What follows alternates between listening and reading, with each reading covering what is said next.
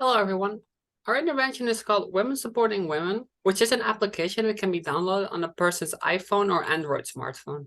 We decided to create this intervention because women who are experiencing interpersonal violence in their relationships often find it difficult or are unable to leave for a variety of reasons, and it's important to provide them with the resource that can potentially help their situation. We're targeting 18 to 24-year-old women of color in Detroit, Michigan, because women are most at risk of interpersonal violence and women of color are even at higher risk. We plan to create flyers and post them around Detroit and utilize social media such as Instagram and Snapchat to target ads to people living in the area. These ads would either get to the people who need the application or people who can share this resource with somebody else. We plan on working with the YMCA of Detroit, which interacts with women experiencing interpersonal violence, in order to reach even more women in the area. One challenge is that many women may be hesitant to download an app that could threaten their safety and put them in a vulnerable place of experiencing more violence. The other challenge is that these women may be terrified to open up about their experiences because of their trauma, which would make it difficult to get them to download and utilize our application. So this is a secondary intervention strategy because the app will be providing resources that the women can use to help intervene with the violence they are already experiencing. This could include safety planning, finding a shelter, or even receiving therapy. This app is based on a chat forum for women to speak to other survivors, but also speak to volunteers such as therapists, psychiatrists, and psychologists who have degrees and are trained to provide advice. In order to keep the chat forum safe, there's an algorithm encoded in the app that screens for hate speech and any other offensive words. People will get a warning, and if they continue being disrespectful on the app, they will get removed. There will also be a page of the app dedicated to all different resources for them to explore. It's important for us to make sure that the survivors feel safe when using our app. When a person downloads the app and makes an account, all they will need is to create a username and password. There is no email, phone number, or other identifying information linked to their account to help them feel more comfortable. There will be a code on the app every time they enter it so that nobody else can log on. There will also be a fake out code. So if somebody asks them what the app is, they can log on and enter this dummy code, which will take them to a completely different app, such as a card game. This app will also be disguised on the home screen to look like a card game in case somebody sees their phone. One thing that is difficult to avoid is the tracking of IP addresses. Unfortunately, these will not be anonymous, but this is something that will be shared transparently with the users every time they log into the app.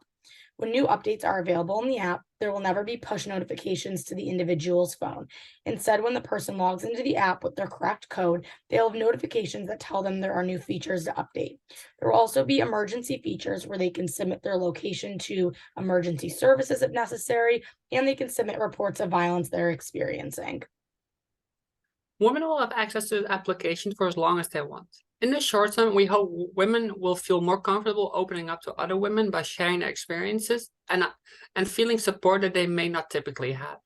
We hope that this will provide them with resources to cope that they can use in the short term, but also incorporate into their lives in the future. In the long run, we are hoping this application will make women safer both physically and mentally, and help them feel more comfortable in the life they are living. In order to measure how women are feeling, and see if our app is accomplishing our goals, there will be an optional survey for women on Sundays when they are closing out of the app. This will ask them simple questions on a scale of 1 to 10 about how they are feeling since downloading the app, how helpful they find the resources and the chat forum, and a few other non-identifying questions that will help us track our progress. Here's our logo, which will be used for advertisement and imaging within the app once users have entered their correct password. It has different symbols that represent the empowerment of women. The crown is placed on the gender symbol of woman, and we've included the colors blue, pink, and purple to represent all genders who are affected by violence. The closed fist is another important part, representing security and power to women, and in the background there are faint faces of women to symbolize the union of all women coming together to support each other.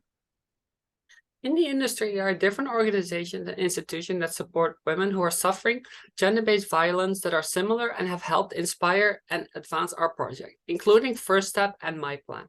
First Step is a nonprofit agency in Detroit that provides services for victims of domestic and sexual violence. Some of these services include a 24-hour helpline, temporary emergency housing, support groups, counseling, and more. The other one we mentioned, My Plan, is an app and website similar to the one we created to support survivors of domestic violence. It's a free app to help people with safety decisions if someone is experiencing or knows someone who is experiencing abuse in their intimate relationships. Many of the aspects of this application help to create the safety features we have included in ours.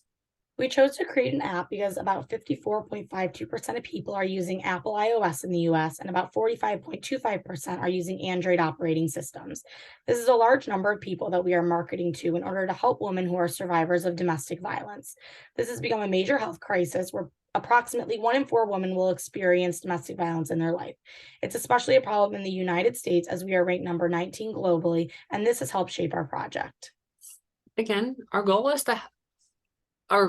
is to help this group of women who are survivors of violence in their intimate relationships, especially those who are struggling to find support and don't have the means to leave their relationship. This app provides them with the resources and support system that can help them in their healing process. Especially for women who don't have the opportunity to get support somewhere else in person, this app can be very helpful. We want women to see that they are not alone and help them see that their guilt and fear can be turned into courage through interacting and learning through our app. We hope to promote positive attitudes that lead women to see how asking and addressing their situation is not embarrassing, but a step in the direction of growth.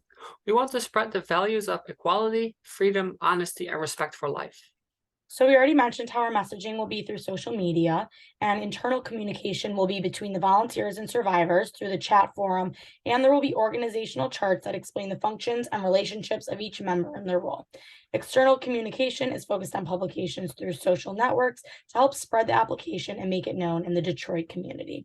Thank you for listening about our intervention project.